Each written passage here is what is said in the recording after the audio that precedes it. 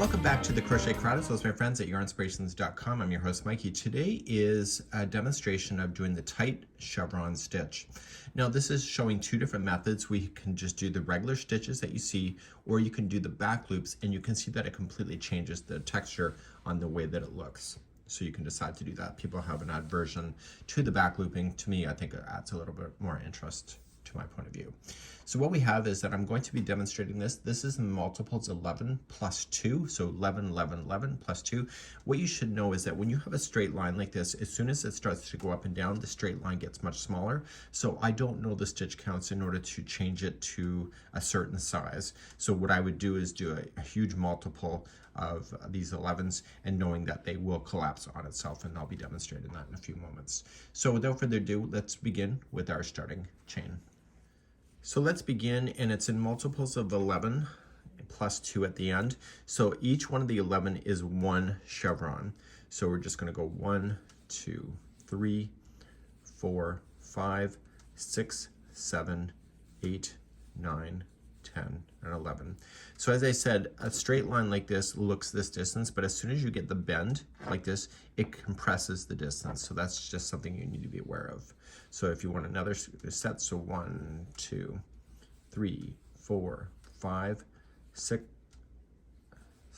7, 8, 9, 10, and 11. Once you're happy with the length of your chain, just add 2 more and you'll have the balance to be able to go back and forth, and you'll see a very long chain just suddenly start to buckle like this to create the ups and downs. Let's begin row number 1. So let's begin, and we're going to go second chain from the hook, and you want to place 2 single crochets into that, and this is going to help it because we're going to go in the down motion as we start this. So just think about it coming down and then back up. So I always say going into the valley and then going up to the peaks, so the peaks and the valleys. Now there's going to be 4 stitches in a row, so the next 4 chains are going to be 1 single crochet each. So we're going to go down. So 1, 2, 3, and 4. So we're now at the valley. So this is where the river is, or the water is. And I need you to skip 2 chains, so 1 and 2, and go to the third one and do 4 single crochets in a row. And this is going to go up. And by skipping the 2 that you just did, you just created the valley, or where the water is. So that was 1, and go to the next one. We have 2. Next one is 3 and 4. The next one is going to be the peak, so it's the top of the mountain. So in the peaks, there's going to be 3 double crochets, or 3 single crochets. So we have 1, 2, and 3. Okay, so you can see how the long chain is just now done a turn. So to go down, the secret number is 4. So it's going to be 4 single crochets going down. So we have 1, 2, 3, and 4. Once you have your 4 down, you're going to skip the next 2. So that's where the water is, at the valley.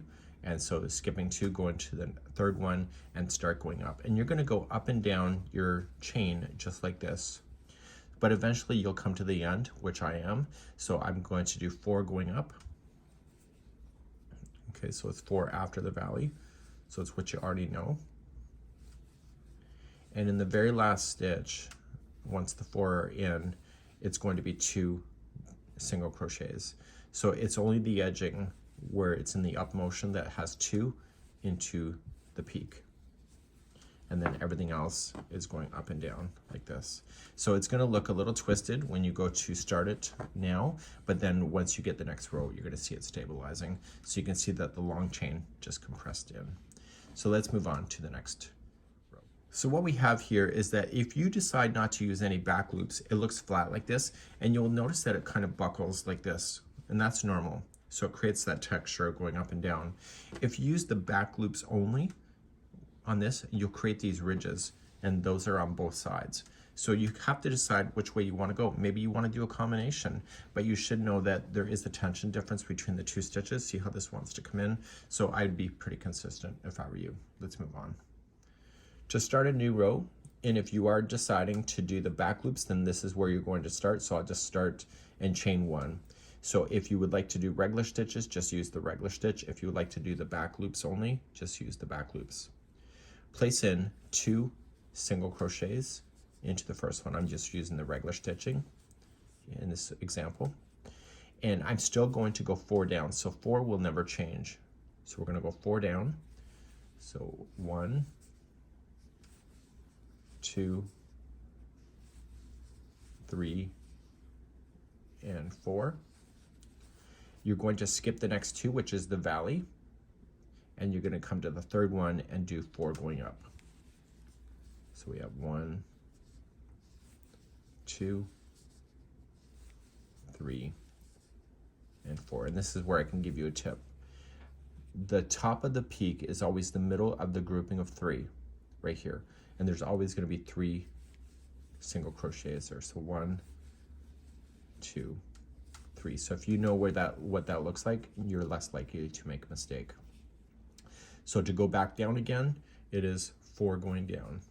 So it's consistently what you already know. So we have 1, 2,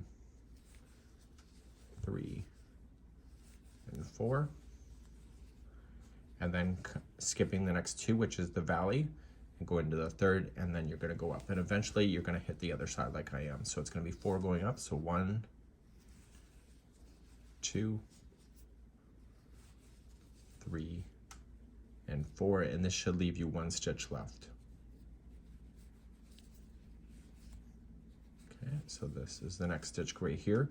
So in the top of this one here, there's going to be only 2 single crochets. So you can change your colors at any time.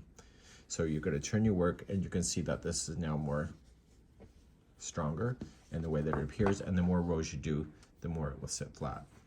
So let's do one more row, and I'll show you the back loops only. So doing the back loops only, you are going to just chain 1. So if you're new to crochet, there's always 2 strands that make up a stitch. If you do the strand that's furthest away from you, that's the back loop. This is the front loop. So just dive right into the back loop only, and you're going to put in 2 single crochets. You're then still only going to do 4 going down, but only on the back loop only, and you're creating that ridge. So 1, 2, 3, and 4, and you're still skipping the 2, which is at the valley. So 1, 2, go to the third, continue on the back loop only. So 1, 2,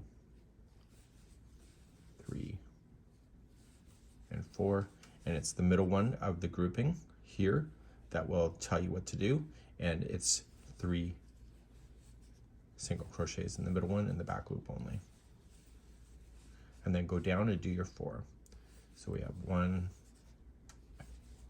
2, 3, and 4, and you're at the valley here. So skipping the next 2, go to the third, and then eventually you come to the other side like I am. So you'll do 4 going up, and then your last one is going to be 2 singles into the back loop of the final. And so your edging will always stay flat, going straight up in a vertical like that. And you'll see this is a really great example of creativity. And this is here is how you do the stitch. And it's a really easy one to be able to maintain. We hope you enjoy, and we'll hope to see you again.